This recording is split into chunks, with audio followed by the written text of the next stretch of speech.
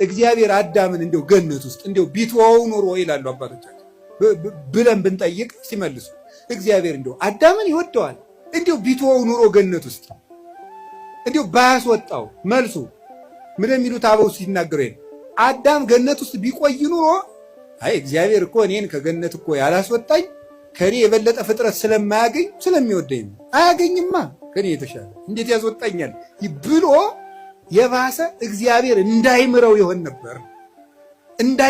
ነበር።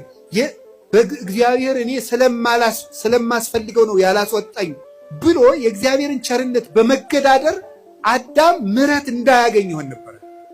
እንዳይሆን እግዚአብሔር በልወት ተቆይና ምርሃለሁ አለ። እግዚአብሔር እንኳንስ ከሌላው ነገር እንኳንስ ከቤታችን ይቅርና ከገነት እንኳን ሲያስወጣ በቸርነት ነው የሚያስወጣ። እንዳንበላሽበት የማይቆነጠጥ ልጅ የሰው ልጅ ነው ይላል ቅዱስ ጳውሎስ። የጎረቤት ልጅ ነው የሚቆጣ። የራስ ልጅ ይቀጣል። እግዚአብሔር ልጆቹ ስለሆነ ይቀጣል። ልጅ ደግሞ ይቀጣል። ለነገሩ ያሁን ልጅ አይቀጣም። ድሮ እንቀጣ ነበር። እንዲሁ ቤተሰቦቻችን ሩቅ አገር ሲሄዱ ድሮ ከጎረቤት ጥለውን ይሄዳሉ። ከጎረቤት ንሱ ልጄን አቆዩ ተብለን ከዚያ በኋላ የሆነ ነገር ከተቆጡን ሄደን ከተዘጋው ከእናት አባታችን ቤት ቁጭ እንላለን።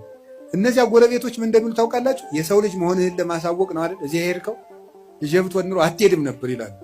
የሰው ልጅ ነው ሲቆጡት የሚጠፋ። የራስ ልጅ ግን እየተቆጡት በቤት ነው የሚኖር።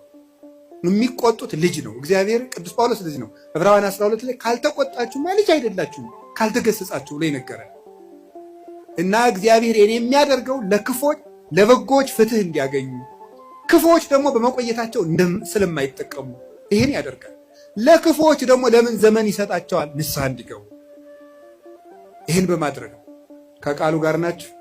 ስለዚህ እግዚአብሔር ክፉ ነገር እንዲመጣ የሚያደርገው በዚህ ምክንያት ነው።